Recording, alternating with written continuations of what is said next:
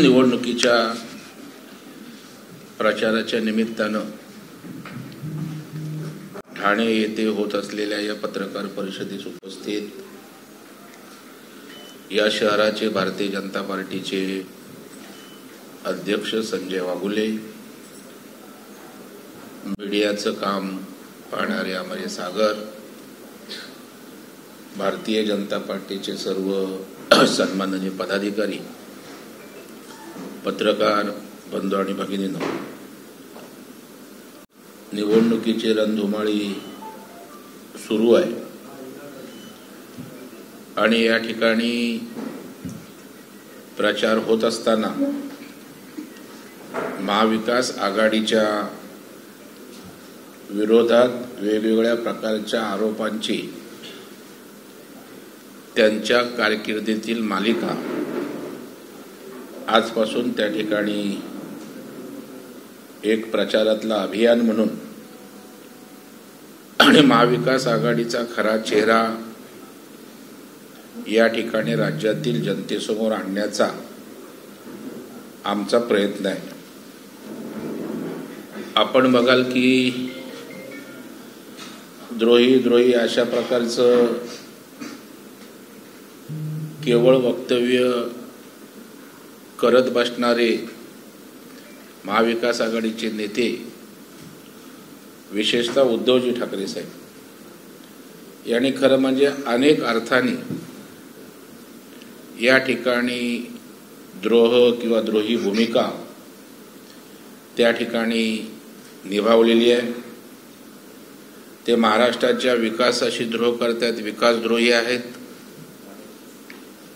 ते त्या ठिकाणी जनतेच्या प्रश्नांच्या संदर्भात द्रोही आहेत, ते धर्मद्रोही आहेत आणि त्या ठिकाणी राज्याच्या विकासात द्रोह करण्याची भूमिका या ठिकाणी महाविकास आघाडीने त्या ठिकाणी केलेली आहे. आणि म्हणून आपण बघाल की महाराष्ट्रामध्ये खऱ्या अर्थानं प्रगती आणि स्थगिती अशा प्रकारचा सामना या निवडणुकीत होणार आहे. जे उद्धवजी ठाकरे यांच्या नेतृत्वाखाली सरकार होतं त्यावेळेला अनेक प्रकल्पांना, मुंबईतील मेट्रो असेल, कोस्टल असेल, हायवे असतील, येणारे उद्योगधंद्यांचे प्रकल्प असतील, सगळीकडे स्थगिती देण्याचं काम महाविकास आघाडी सरकारने त्या ठिकाणी केलेलं आहे. आणि नेमकं राज्यातल्या जनतेच्या सुदैवानं शिंदे साहेबांच्या नेतृत्वाखाली सरकार आलं आणि ते जर आलं नसतं तर महाराष्ट्राचं पूर्णपणे विकासाच्या दृष्टीनं वाटोळं या महाविकास आघाडी सरकारने केलं असतं.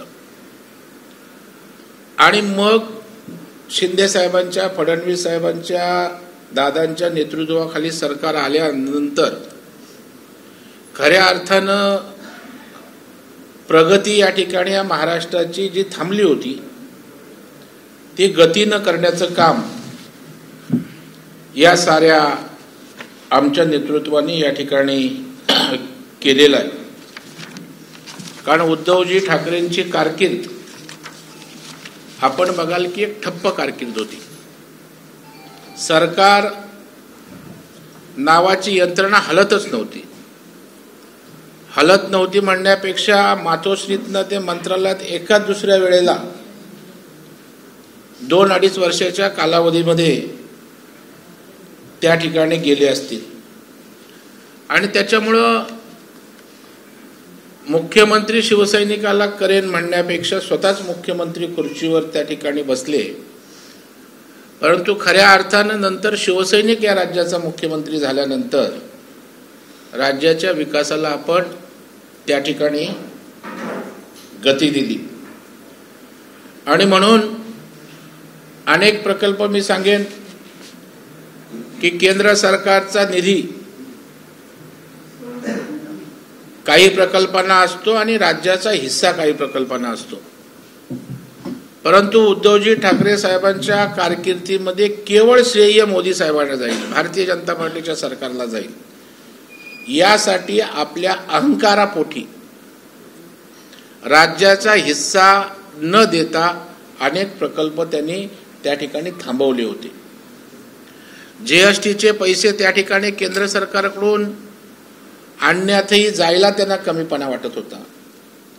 म्हणजे आपला अहंकार, इगो हा राज्यापेक्षा, जनतेपेक्षा मोठा समजणारे उद्धवजी ठाकरे साहेब यांनी 2.5 वर्षात आपल्या महाराष्ट्राला मागे नेण्याचं काम केलं. परंतु नेमकं आपण बघाल की शिंदे साहेबांच्या नेतृत्वाखाली सरकार आल्यावर शिंदे साहेब दिल्लीला गेले, देवेंद्रजी गेले. जीएसटीचा मोठा परतावा 100% या ठिकाणी आणला.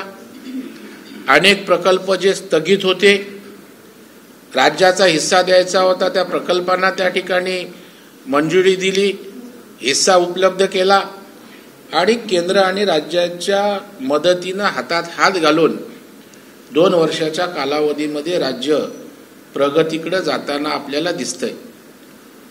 मुंबईतल्या अनेक मेट्रो असेल, आरे कुलाबा मेट्रो असेल, अनेक विकासाचे प्रकल्प असतील, हे स्थगित झाले होते.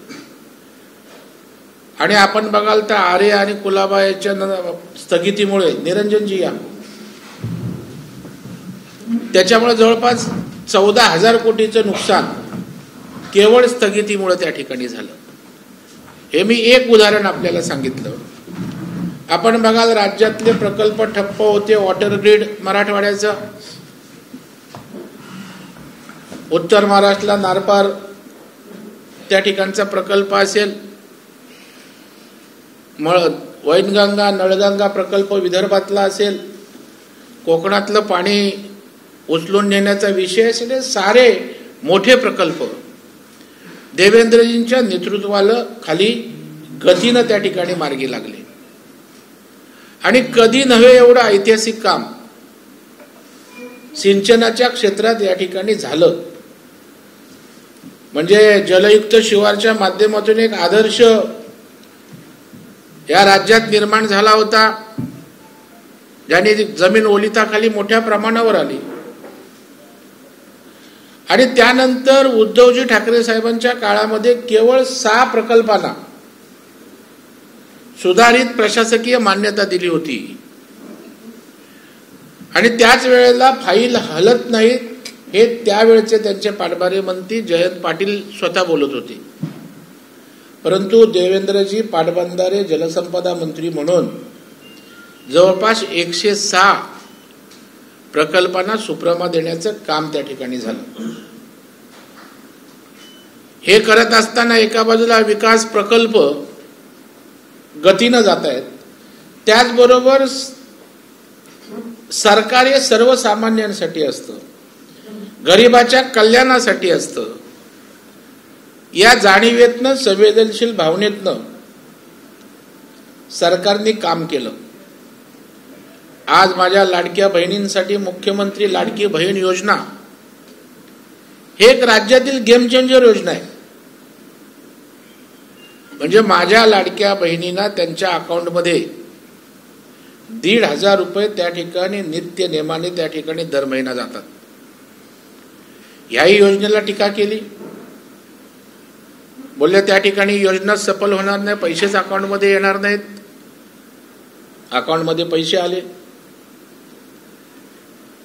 योजनेला एका बाजूने विरोध करायचा, कोर्टात जाऊन विरोध करायचा, वडेट्टीवार नाना पटोलेचे त्या ठिकाणचे असणारे समर्थक यांनी, आणि दुसऱ्या बाजूला आपल्या कार्यालयात बोलून आपले फोटो लावून लाडक्या बहिणींचे फॉर्म भरून घ्यायचे.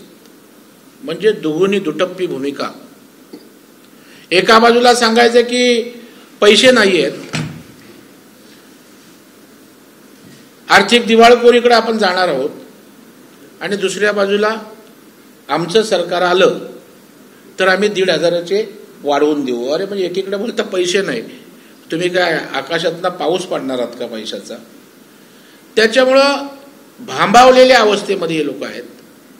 कारण लाडक्या बहिणींच्या योजनेनं महाराष्ट्रातलं चित्र बदललंय आणि याला एक सामाजिक दृष्टिकोन सरकारचा आहे.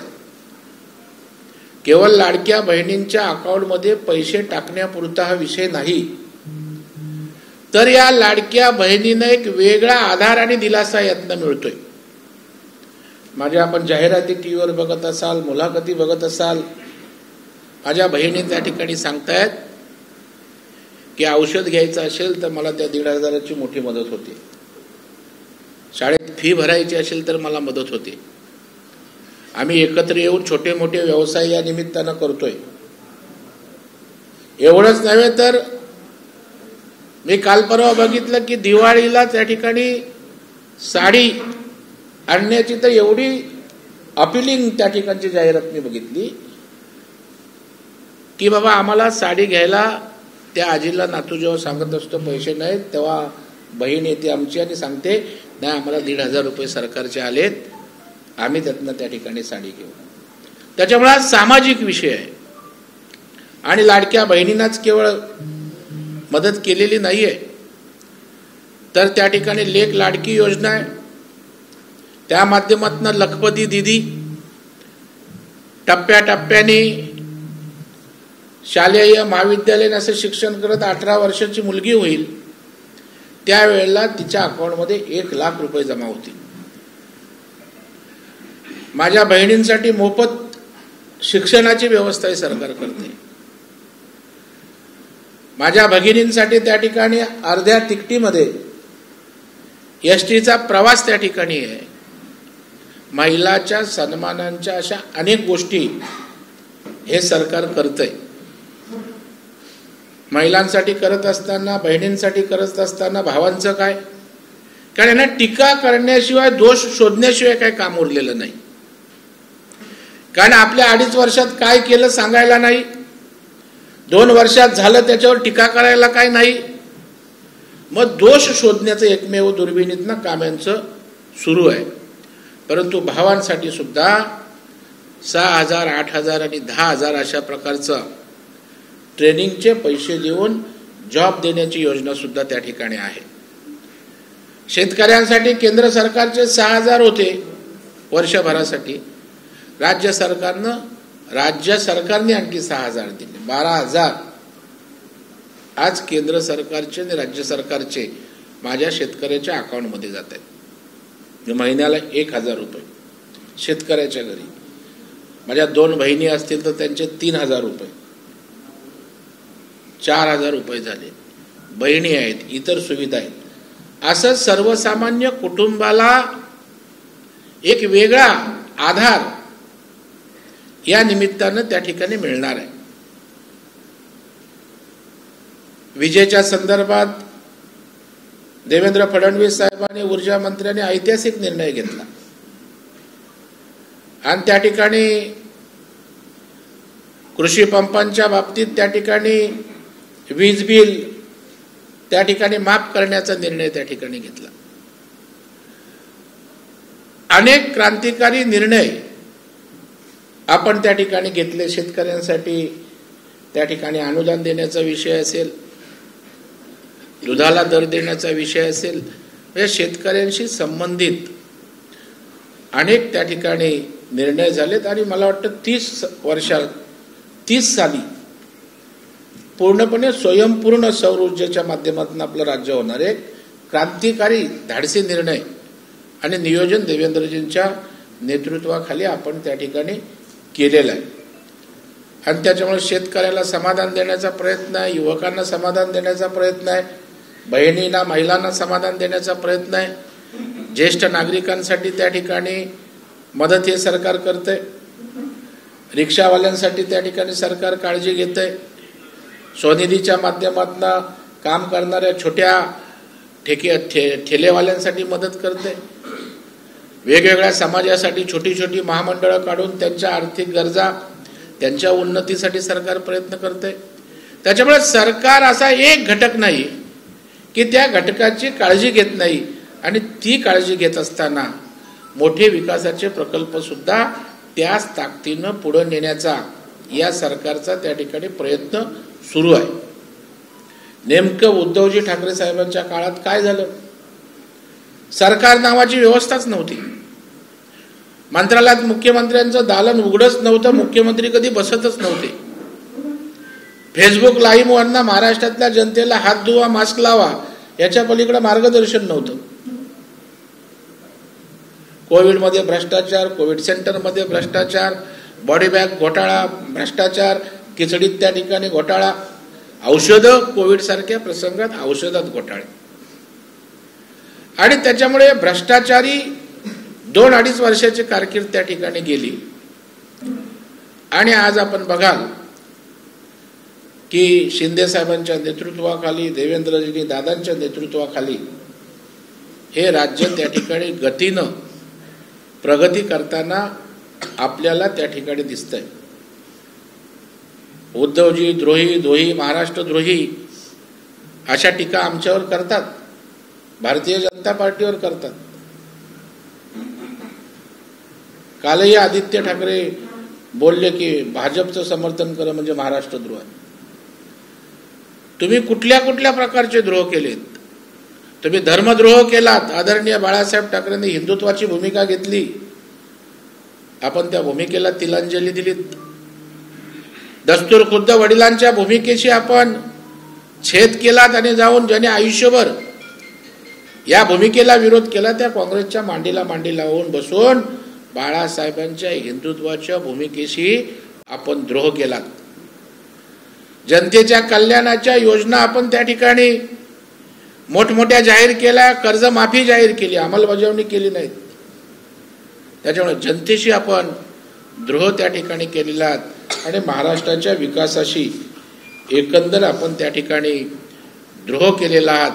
आणि त्याचं उत्तर महाराष्ट्रातील जनता निश्चितपणे आपल्याला या ठिकाणी देणार आहे. आणि लोकसभेत जे काही यश मिळालं त्याच्याने हुरळून गेलेत. अनेक नॅरेटिव्हच्या माध्यमातून, संविधानाच्या माध्यमातून ज्याचा अनेकदा उल्लेख आम्ही झाला आहे. परंतु कोकण सावंतवाडीपासून मुंबई MMR रिजन जो शिवसेनेचा, उद्धव ठाकरेंचा बाले किल्ला होता तो पूर्णपणे उद्ध्वस्त झाला.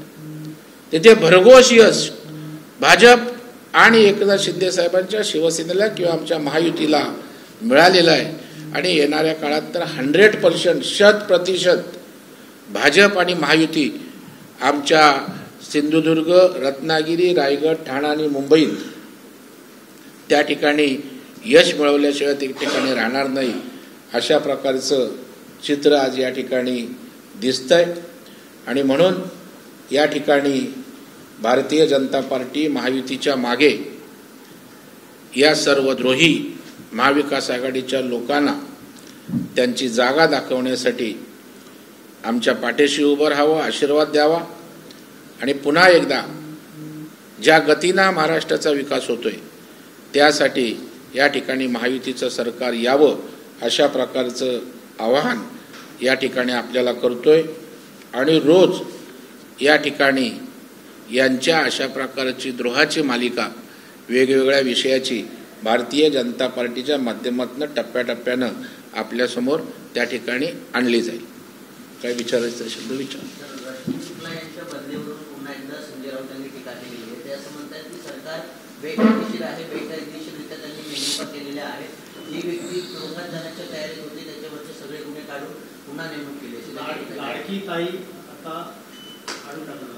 संजय राऊत हाच बेकायदेशीर किंवा त्या ठिकाणी बिनबुडाचं निराधार बोलणारा अशा प्रकारचा नेता वक्ता आहे.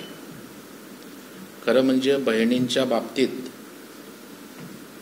त्यांना कुठल्याही प्रकारचे लाज शरम नाही, अशा प्रकारचे वक्तव्य गेले काही दिवसात येत आहेत.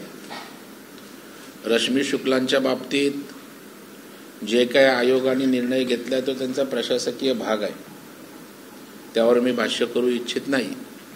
परंतु त्या एका महिला आहेत. आपल्या राजकारणासाठी महिलांचा किती उद्धार करावा. सुनील राऊत यांनी सुवर्णा करंजे यांना बळीचा बकरा केलाय, त्यांना कापून टाका सांगितलं. ते त्यांचेच भाऊ, ते कुठलाच लगाम नाही तोंडाला. अरविंद सावंतने तर कहर केला. की आमची चायना एनसी आहे ना इम्पोर्टेड माल, म्हणजे यांची जीभ कशी झडत नाही. त्यांना तशा प्रकारचं वक्तव्य केलं. आपण बघाल बंटी पाटील काँग्रेसचे नेते, मधुरी म्हणा राजे, त्यांच्या संदर्भात काय वक्तव्य केलं. शाहू गादी, छत्रपतींच्या गादीचा, शाहू महाराजांचा त्या ठिकाणी अपमान केला. त्याच्यामुळे महिलांच्या बाबतीत कुठेही सन्मान नाही. आणि त्याच्यामुळे माझ्या महिला भगिनी या नीट त्या ठिकाणी पाहतायत आणि त्या बोलत नाहीत.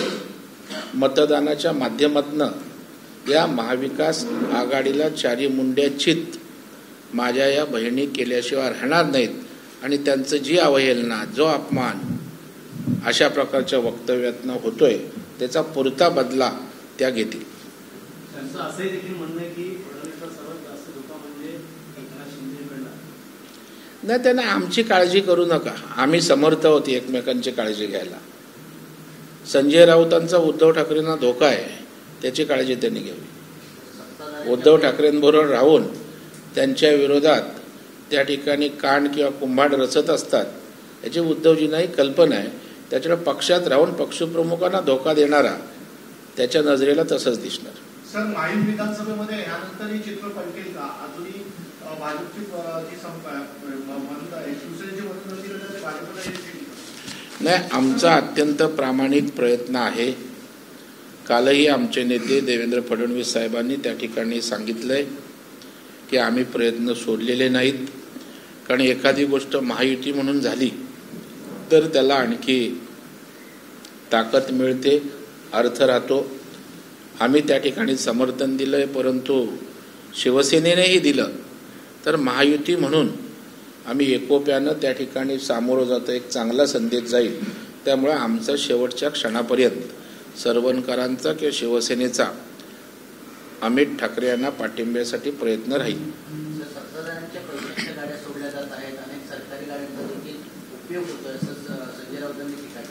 असं संजय राऊतच्या प्रत्येक गोष्टीला उत्तर दिलं पाहिजे असं काही नाहीये. किंवा उठलं की 10 प्रश्न संजय राऊतवर. संजय राऊतना माझं आव्हान आहे, फोकटची पोपटपंची करण्यापेक्षा कुठल्या गाड्या, तक्रार करा पोलिसांना, तक्रार करा आयोगांना. त्या ठिकाणी काही बोलायचं हा संजय राऊतचा धंदा झालाय. मला सांगा, आता गाड्या आहेत, तक्रार करायला यंत्रणा आहेत, पोलिसांना करू शकतो, निवडणूक आयोगाला करू शकतो, परंतु काही खोटं बोलायचं. उद्या आम्ही असे बेताल आरोप केले तर चालतील का? गाड्या पकडल्या तर पकडून द्या, तक्रार करा. आणि हे आता मोठ्या प्रमाणावर होणार आहे, कारण आता त्यांच्या हातात काहीच राहिलेलं नाही.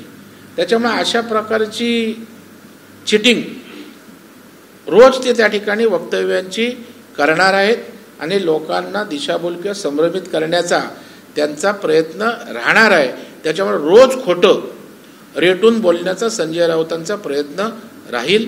परंतु जनतेला आता संजय राऊत निराधार बिनबुडाचं खोटं बोलतात हे आता कळून आलेलं आहे. आले होते, शिंदे गटावर त्यांनी निशाणा साधलाय आणि असे ते म्हणाले की बाळासाहेबांची ही प्रॉपर्टीचे धनुष्यबाण बाळासाहेबांचं आहे, उद्धवचं नाहीये आणि एकनाथ शिंदेचं पण आहे. ही शिवसैनिकांची प्रॉपर्टी आहे आणि शिवसैनिकांची प्रॉपर्टी बाळासाहेबांचा हिंदुत्वाचा विचार शिंदे साहेबांनी घेऊन ज्या विषयाला तिलांजली उद्धव ठाकरेंनी दिली होती तो वारसा विचारांचा घेऊन चाललेत आणि त्याच्यामुळे बाळासाहेबांची विचाराची प्रॉपर्टी या अर्थात शिवसेनेची आहे, जी शिवसेना कायद्यानं घटनेनं एकनाथ शिंदे साहेबांसोबत दिले आणि त्याच्यामुळं शिवसैनिकांची बाळासाहेबांची प्रॉपर्टी शिवसैनिकांची आहे आणि शिवसैनिक एकनाथ शिंदे आहेत, त्यांच्यासोबत शिवसैनिक आहेत. मला कल्पना नाही अजून त्याची. त्यांचं म्हणणं आहे की शिंदे गटातून त्यांना त्रास दिला जातोय, त्यामुळे त्यांचा राजीनामा आहे. उमेदवारीसाठी बोर्डमध्ये आता बंड पुकारले, भाजपचे देखील अपक्षात. मला वाटतं एखाद दुसरा अपवाद सोडला तर राज्यातली सारी बंडखोरी किंबहुना इच्छुक उमेदवारांना त्या ठिकाणी माघारी घेण्यात यश आलेलं आहे. एका दुसऱ्या ठिकाणी अपवादात्मक, कारण शेवटी 3-3 पक्ष म्हटल्यावर इच्छुक आणि असतात, लोकल इश्यूज असतात, त्याच्यामुळे थोडंफार त्या ठिकाणी एखाद दुसरा अपवाद होऊ शकतो, परंतु महायुती बंडखोरी क्षमवण्यात 99% यशस्वी झाली. इंदिरा गांधीची समजूत काढणार का? इंदिरा गांधी जो नारा- नाही, अर्थातच त्या आमच्या पक्षाच्या खासदार राहिलेल्या आहेत, महिला नेत्या आहेत आणि पक्ष पातळीवर त्यांच्याशी बोलणं आमच्या बावनकुळे साहेबांचं सुरू आहे. त्यांची समजूत काढली जाईल.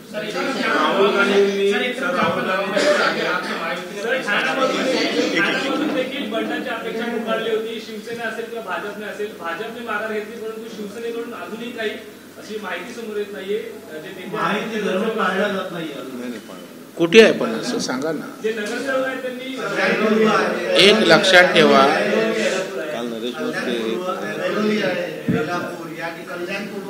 मी तुम्हाला काय बोललो, काही ठिकाणी लोकल, परंतु त्याला पक्षानं एबी फॉर्म दिलेला नाही. पक्षाने एबी फॉर्म दिला आहे, त्याच्यामुळं महायुती कोणाची आहे? शिवसेना, राष्ट्रवादी आणि भाजप. आज त्यांना एबी फॉर्म दिला असता तर तुम्ही बंडखोरी बोलाल.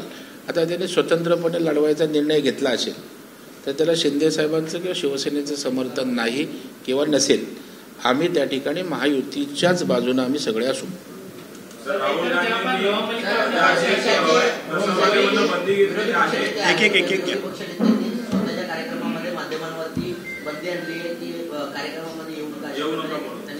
मला वाटतं हा पत्रकारांचा विचारात किंवा लिखाण स्वातंत्र्याचा अपमान आहे.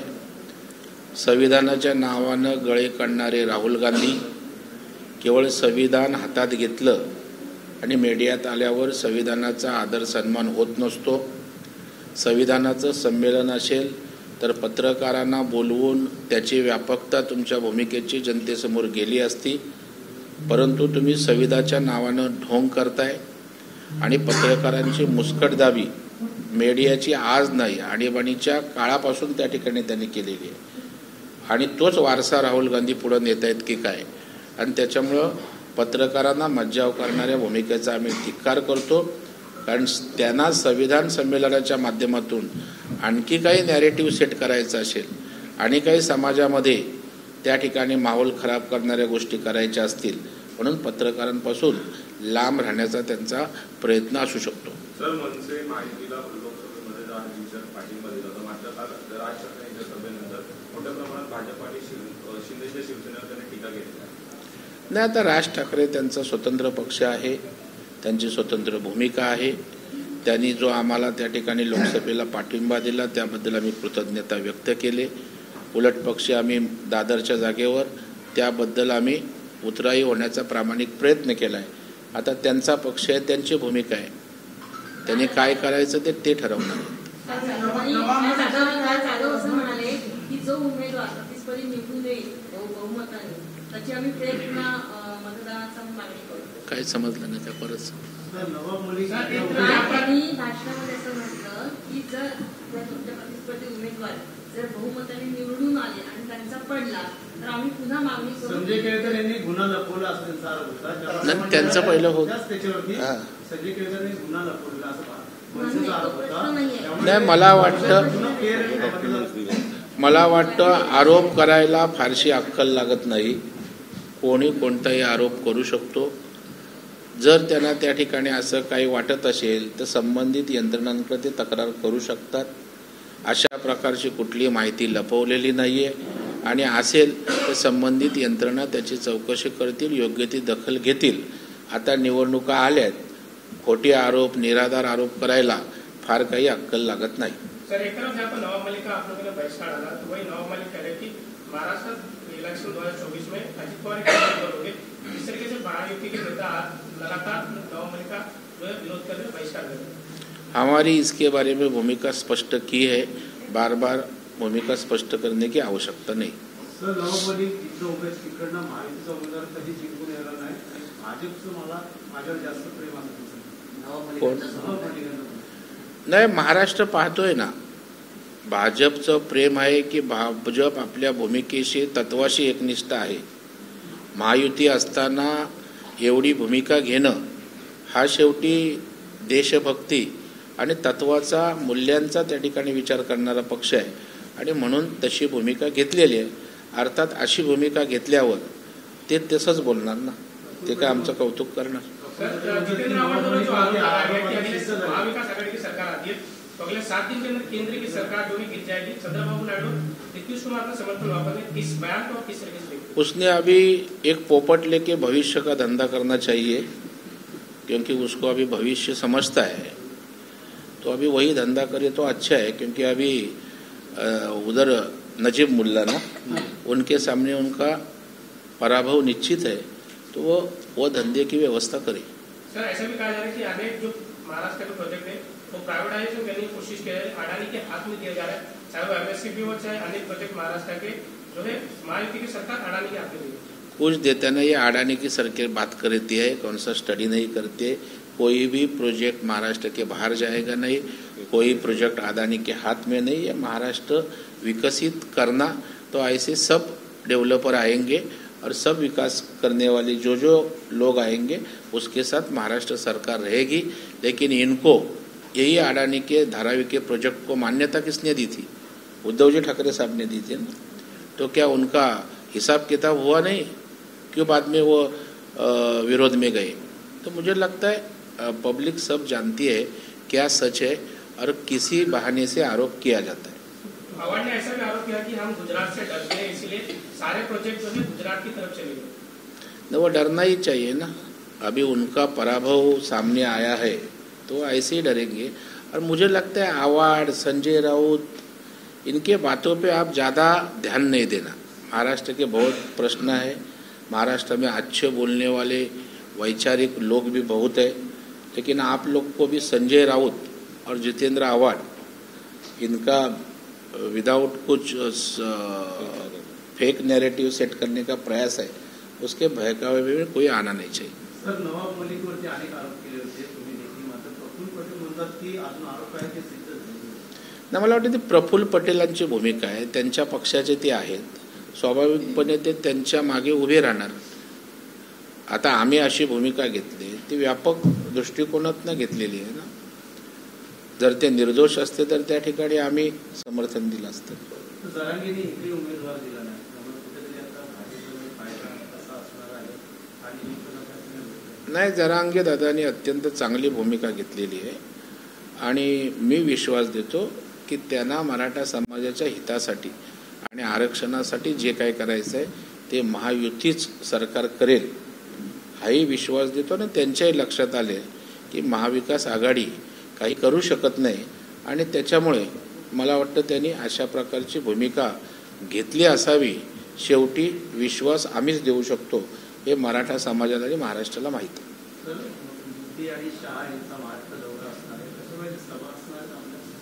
अनेक सभा आहेत, सभांचंही नियोजन झालेलं आहे. मोदी साहेबांच्या अनेक सभा आहेत, अमित भाईंच्या अनेक सभा आहेत, देवेंद्र फडणवीस साहेबांच्या 20-25च्या दरम्यान सभा त्या ठिकाणी आहेत. आणि त्यामुळे सभांचा सिलसिला, योगी आदित्य त्यांच्याही सभा त्या ठिकाणी आहेत आणि सर्व सभांचं नियोजन झालेलं आहे. सर्व सभांची ठिकाणं ठरलेली आहेत, वेळा ठरलेल्या आहेत आणि कुठे घ्यायच्यात आणि महाराष्ट्राच्या संदर्भातले विषयही त्यांना दिलेले आहेत आणि जोरदार या साऱ्या सभा आमच्या होणार आहेत. त्यांचं नियोजन झालेलं आहे. महायुतीचा मुख्यमंत्री असेल. महायुती हाच चेहरा आमचा आहे. चला, धन्यवाद. पत्रकार खूप खूप धन्यवाद. ज्यांनी अल्पोपहार घेतला नाही त्यांनी